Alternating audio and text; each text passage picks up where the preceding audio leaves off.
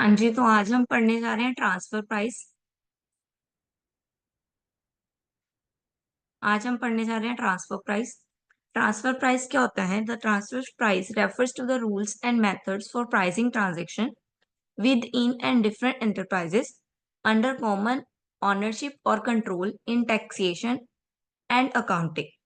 Tax authority in many countries can adjust intra-group transfer price that differ from what would have been charged by unrelated enterprises dealing at arm length principle due to the potential of cross-border controlled transaction or discord taxable income. ये क्या कहते हैं? Transfer price क्या होता है? जब हम अपने गुड्स के बदले में प्राइस उनसे ले रहे हैं, ठीक है। अगर एक्सपोर्ट कर रहे हैं तो इनकम हमारे पास आ रही है, और अगर इम्पोर्ट कर रहे हैं तो हमारी इनकम जा रही है। इन शॉर्ट प्राइस का जो है ट्रांसफर हो रहा है, ठीक है। अगर आप मैन्युफैक्चरिंग और होलसेलर की बात करें तो होलसेलर को होलसेलर प्राइस पे बेचता है। होलसेलर आगे रिटेलर को अपना मार्जिन लगा के बेचता है, और रिटेलर आगे कस्टमर को अपना मार्जिन लगा के बेचता है। तो प्रोडक्ट बना कितने में होता है, लेकिन वो ट्रांसफर अलग प्राइस पे हो रहा होता है, ठीक है। तो आर्म लेंथ ट्रांजेक्शन क्या है? Arm length transaction is also known as arm length principle, indicates a transaction between two independent parties in which both parties act in their own self interest. ठीक है, वही सारी पार्टी इंडिपेंडेंट है और सब अपने इंटरेस्ट के लिए काम करेंगे। Both buyer and seller are independent, equal margin power. वही मैंने आपको बताया कि होलसेलर रिटेलर को दे रहा है तो प्राइस जोड़ के देगा, तो वो आर्म लेंथ मतलब जुड़ता जा रहा है, ठीक है। सभी अपने इंटरेस्ट के लिए मार्जिन जो है वो जोड़ते जा रहे हैं, उसको आर्म लेंथ प्रिंसिपल बोलेंगे। देन मीनिंग क्या है? It is an accounting practice representing the price that one division in a company charges another division for goods and services provided. एक कंपनी दूसरी कंपनी को जो चीज ट्रांसफर कर रही है, ठीक है, या तो विद इन द कंपनी भी हो सकता है। ये विद इन द कंपनी भी होता है। क्या होता है? एक डिपार्टमेंट को गुड्स चाहिए, ठीक है, और लेकिन उसके पास गुड्स नहीं है, लेकिन बी के पास एक्स्ट्रा गुड्स हैं, ठीक है। दोनों गुड्स बना रहे हैं, बी के पास एक्स्ट्रा है, ए के पास खत्म हो गए। तो ए क्या बोलेगा? बाहर से मंगवाने की जगह वो बोलेगा कि बी, आपसे ही हम गुड परचेज कर लेते हैं। तो वो जो परचेजिंग करेंगे आपस में, वो प्राइस मार्केट प्राइस से क्या होगा? कम होगा कि ज्यादा होगा? आप मार्केट से खरीदने की जगह अपनी बहन से ही कुछ ले रहे हो, उनसे बहन से खरीद रहे हो, तो प्राइस क्या होगा? मार्केट प्राइस के जैसा होगा या कुछ फर्क होएगा? मार्केट प्राइस से ज्यादा होगा या कम होगा?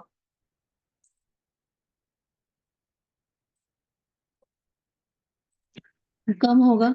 कम होगा, मार्केट प्राइस से कम होगा। तो वही दोनों जो है एक ही पार्टी में है, एक ही कंपनी में है, तो दोनों आपस में जब एक्सचेंज करेंगी तो वो प्राइस क्या होगा? मार्केट से कम होगा, लेकिन उनका मार्जिन इंक्लूड होगा। मतलब वो ऐसा नहीं है कि उसको रेट पे रेट दे देंगे, नहीं, वो अपना मार्जिन जरूर रखेंगे, लेकिन वो मार्जिन जो होगा मार्केट से कम होगा, वो आपस में ट्रांसफर करेंगे, ठीक है।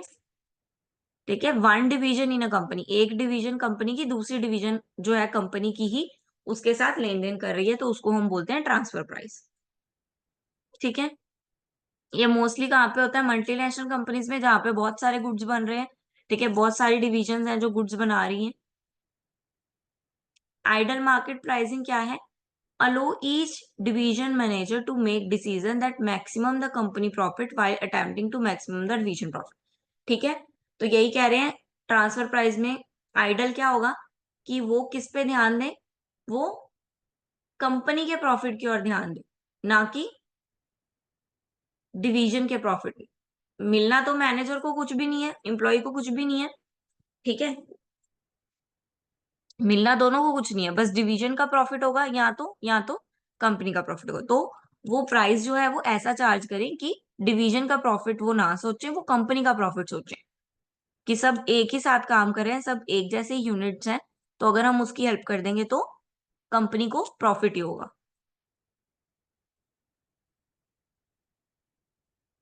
देन इसके पर्पस है, इंपॉर्टेंस है, एडवांटेज, लिमिटेशंस आ गई।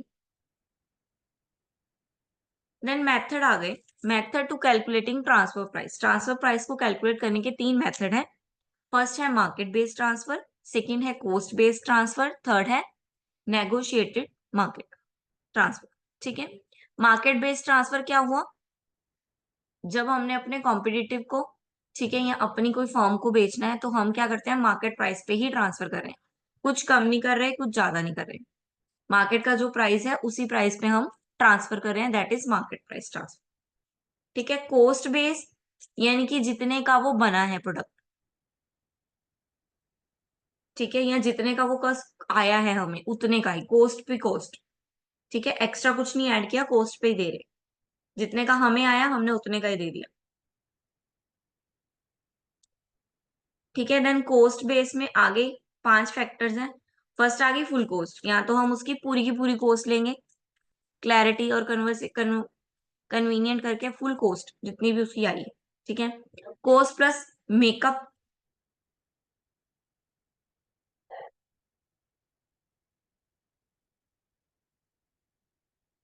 ठीक है, कॉस्ट प्लस मेकअप यानी कि कुछ एक्स्ट्रा। मेकअप क्या होता है? असली तो स्किन ही होती है, उसके ऊपर थोड़ा सा लगा लेते हैं, है ना। तो ये भी क्या है, कॉस्ट के ऊपर थोड़ा सा ऐड करना, लाइक 15%। ठीक है, then variable cost plus a lump sum charges. Transfer price could be set equal to the variable cost plus a lump sum periodical charges, converting the supply division related fixed cost to motivate the buying division for making appropriate purchasing decisions. Variable cost add कर देना। For example, एक company है, ठीक है, उसने दूसरी अपनी ही दूसरी यूनिट को क्या है, ट्रांसफर करना है कोई प्रोडक्ट। तो वो उस पर प्राइस कैसे लगा रही है? वो उस पर प्राइस लगा रही है जितना तो उसका है, कॉस्ट तो लगनी लगनी है, कॉस्ट के ऊपर वेरिएबल कॉस्ट ऐड करके।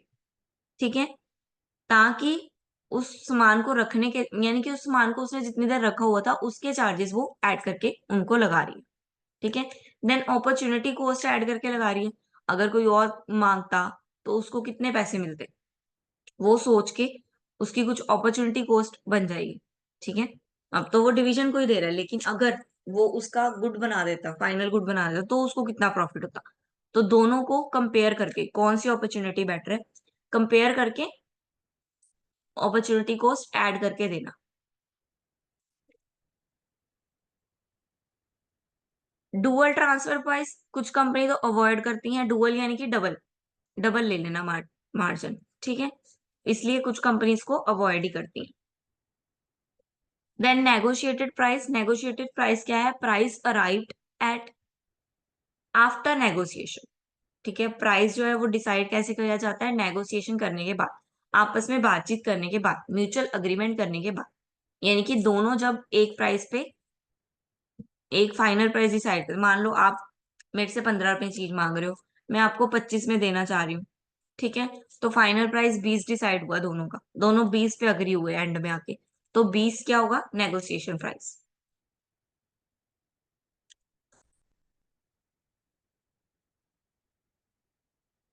ठीक है, तो ये देखो, total cost plus 25% of the cost, market based price. ये क्वेश्चन है आपका। ठीक है, टू डिपार्टमेंट्स है A and B. A transfer कर रहा है अपना प्रोडक्ट टू बी को। ठीक है, वेरिएबल कॉस्ट उसकी 15 रुपए आ रही है, फिक्स कॉस्ट उसकी 75 आ रही है, मार्केट में उसका प्राइस 27.5 है, एक्स्ट्रा प्रोसेसिंग चार्जेस 24 है, और फाइनल प्रोडक्ट सोल्ड जो मार्केट में हो रहा है वो 55 रुपीज। ठीक है, तो सबसे पहले उन्होंने बोला टोटल कॉस्ट बताओ। पहले तो टोटल कॉस्ट के हिसाब से निकालो, यानी कि फुल फुल कॉस्ट मेथड। तो फुल कॉस्ट मेथड में पहले क्या करेंगे, जितना सेलिंग प्राइस है वो लिखेंगे, फिर ट्रांसफर प्राइस, जितना ट्रांसफर कर रहे हैं हम। ठीक है, वेरिएबल कॉस्ट ऐड करके, variable plus fix that is transfer price. तो दोनों को ऐड कर दिया, 15 प्लस 7.5 दैट इज 22.5। देन उन्होंने कुछ बोला हुआ है कि एक्स्ट्रा प्रोसेसिंग कॉस्ट भी लग रही है, दैट इज 25, वो भी ऐड कर दे। ठीक है, तो वो दोनों को 55 में से माइनस कर देंगे, तो यानी कि प्रॉफिट कितना हो रहा है? 7.5 का। उन्होंने बोला examine the profit. Profit examine करना है हमने, टोटल कॉस्ट में से टोटल कॉस्ट मेथड से हमने प्रॉफिट निकालना है। इन सब तरीकों से प्रॉफिट पता करना है कि कितना का हो रहा है। मार्केट में 55 का बिकेगा, हम 25 का दे रहे हैं, बट हमें एक्स्ट्रा कॉस्ट भी पड़ रही है तो वो भी हम चार्ज करेंगे उनसे। तो ये दोनों माइनस करके हमें प्रॉफिट कितना हो रहा है, 7.5 का। समझ में आया? Then cost plus makeup, makeup कितना बोला इन्होंने, 25%। तो ट्रांसफर प्राइस के ऊपर 25% लगा देंगे, दैट इज 5.625। ठीक है, वो लगा दिया तो वो भी लेस कर देंगे तो आंसर आ गया 1.7, दैट इज प्रॉफिट। मेन हमें ये निकालना है, मेन हमें ट्रांसफर प्राइस पता करना है जिस मेथड से हम कर रहे हैं। ठीक है, बाकी सब वैसे का वैसे सेम, वैसे का वैसे ही रहा। तो नेक्स्ट में मार्केट में ट्रांसफर प्राइस, मार्केट का ट्रांसफर प्राइस उन्होंने दिया ही हुआ है, that is the market transfer price. तो वही लिख देंगे, तो उससे माइनस करके that is profit. Then standard price method, standard price method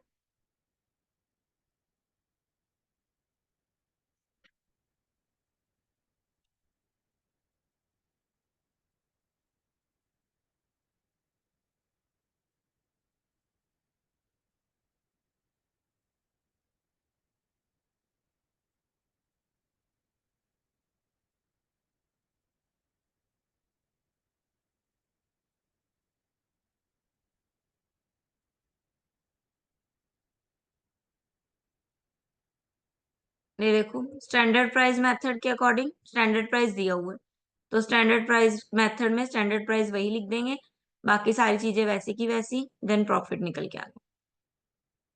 then negotiation में हमें क्या बोला है, नेगोशिएशन 24 पे कर रहे हैं, तो ट्रांसफर प्राइस की जगह कितना लिखेंगे, 20, प्रॉफिट निकल के आ गया।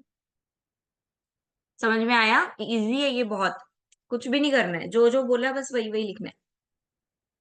बस तुमको पता होना चाहिए मेकअप में क्या करना है। 25% कॉस्ट लिखा है तो ट्रांसफर प्राइस का 25% कर देना, मार्केट प्राइस लिखा है तो सीधा मार्केट प्राइस उठा लेना, स्टैंडर्ड प्राइस लिखा है तो दिया होगा, नॉन नेगोशिएशन प्राइस लिखा है तो दिया होगा।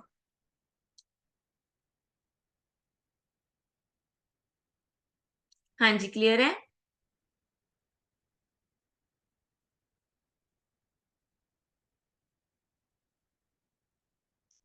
ट्रांसफर प्राइस क्लियर है बेटा?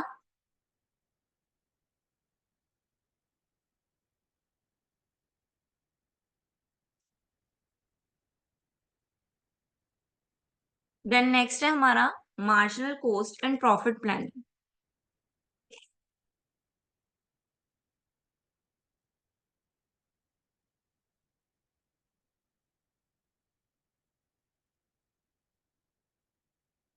Marginal cost and profit planning,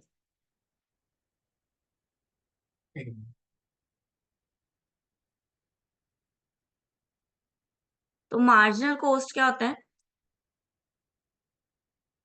marginal cost क्या है? Marginal cost is a change in a total cost due to change in the production level, इधर और इंक्रीज और decrease by 1 unit of the production. Margin हमने पढ़ा हुआ है, margin हमने इकोनॉमी में पढ़ा है, मार्जिन यानी कि एक्स्ट्रा, कुछ भी एक्स्ट्रा ऐड करेंगे या लेस करेंगे, ठीक है, 1 यूनिट में, that is the market cost और मार्केट चार्ज। ठीक है, sorry, margin cost, that is margin cost. ठीक है, कुछ भी एक्स्ट्रा ऐड हो रहा है, कुछ भी एक्स्ट्रा लेस हो रहा है, तो वो मार्जिन हो जाएगा उसका। नेक्स्ट इसका मेथड है, ठीक है, सीवीपी यानी कि cost volume profit analysis. Relationship है ये कॉस्ट का, वॉल्यूम ऑफ प्रोडक्शन का और सेल्स और प्रॉफिट का। ठीक है, प्रॉफिट का, वॉल्यूम ऑफ सेल्स का एंड कॉस्ट का, इन तीनों का ये क्या है, रिलेशन है।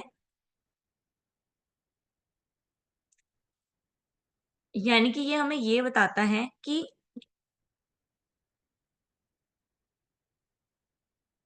इन तीनों के चेंज होने की वजह से हमारे आउटपुट लेवल पे कैसे चेंज आता है। ठीक है, ये सारे आपस में इंटरलिंक्ड है। ठीक है,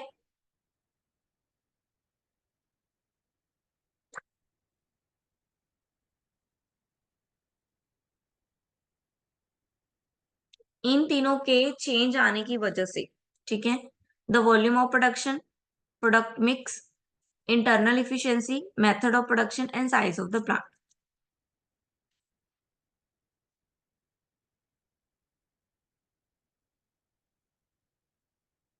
It shows how operating income change with change in output level, selling price, variable cost और fixed cost। इन सब की वजह से जो भी चेंज इनकम में आ रहा है, ऑपरेटिंग इनकम में आ रहा है, यानी कि हमारे प्रॉफिट में आ रहा है, इनकी वजह से ही आ रहा है ना। अगर सेलिंग प्राइस कम हो जाए, ठीक है, या उसकी कॉस्ट कम हो जाए तो हमें क्या होएगा, फायदा होने लग जाएगा। सेलिंग कम हो जाए तो लॉस होने लग जाएगा।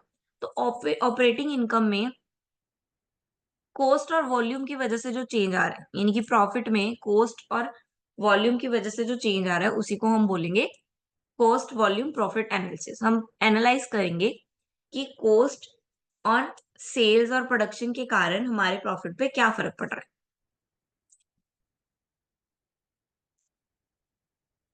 इसमें कुछ एजम्पशंस ली गई हैं। एजम्पशंस क्या है? सारी कॉस्ट को या तो फिक्स या तो फ्लेक्सिबल काउंट करना है। रेवेन्यू जो है वो लीनियर होगा। Selling price per unit constant होएगा। ठीक है, सेल मिक्स होएगा।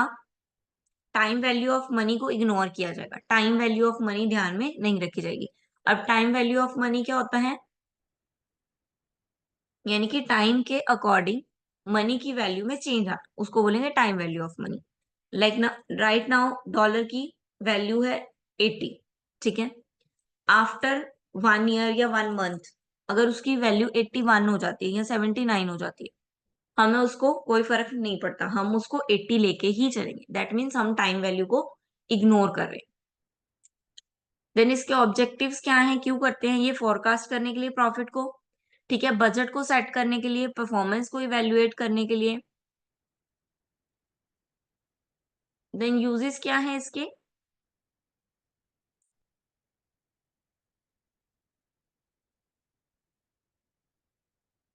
It's help in forecasting cost and profit as a result of volume change.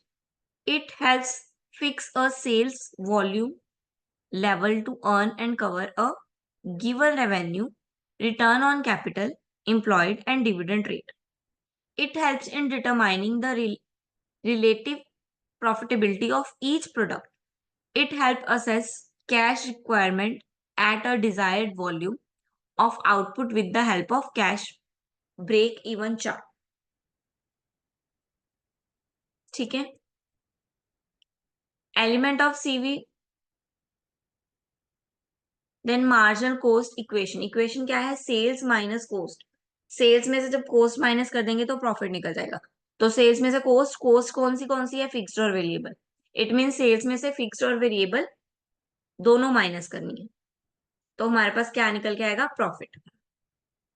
अगर हम इस ब्रैकेट को खोल ले तो फिक्स्ड माइनस वेरिएबल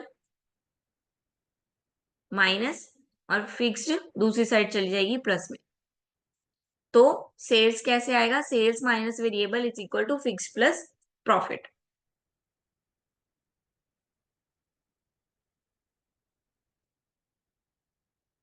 एग्जाम्पल दिया है, Romeo Disk manufacture one particular type of disk. It is a providing you the following essential information. Calculate contribution per unit and total contribution. Selling price दिया हुआ है 30, variable cost 18, unit जो sold हुए हैं वो 15,000।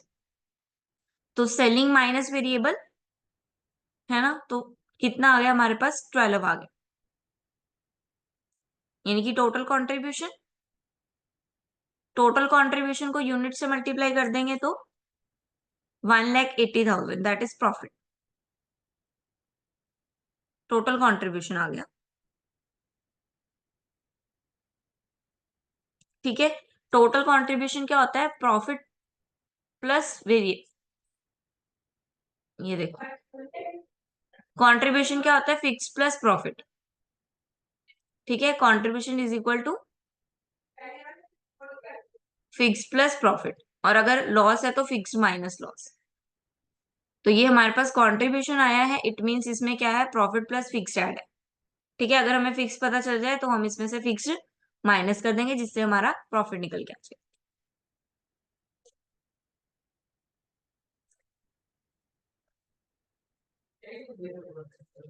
Then break even point क्या होता है?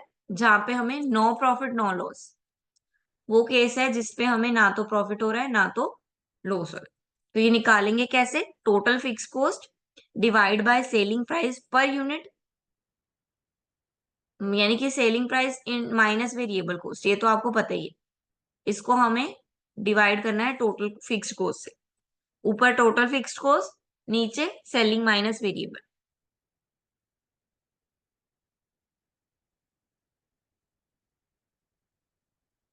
ठीक है, ये ब्रेक इवन पॉइंट है। यहाँ पे नो प्रॉफिट नो लॉस है, इसके नीचे लॉस होता है, इसके ऊपर प्रॉफिट होता है। ये जो यहां से शुरू हो रही है दैट इज फिक्स कॉस्ट। ठीक है, ये फिक्स है, इतनी तो फिक्स ही रहेगी। ठीक है, दैट इज टोटल कॉस्ट जिसमें फिक्स्ड और वेरिएबल दोनों ऐड। ये वाली लाइन, ये टोटल कॉस्ट की लाइन है जिसमें फिक्स्ड और वेरिएबल ऐड है। ये फिक्स कॉस्ट की लाइन है। इससे नीचे फिक्स कॉस्ट है सारी, ये यहाँ पे वेरिएबल कॉस्ट है, दोनों को ऐड करके ये लाइन बनी है।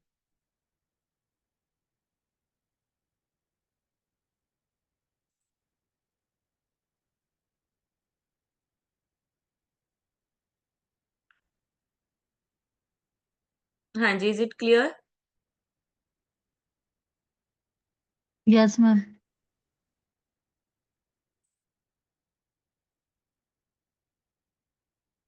ओके, देन लास्ट दो चैप्टर रह गए, वो हम मंडे को कंप्लीट करेंगे, तो आपका अकाउंटिंग भी कंप्लीट हो जाएगा। ठीक है।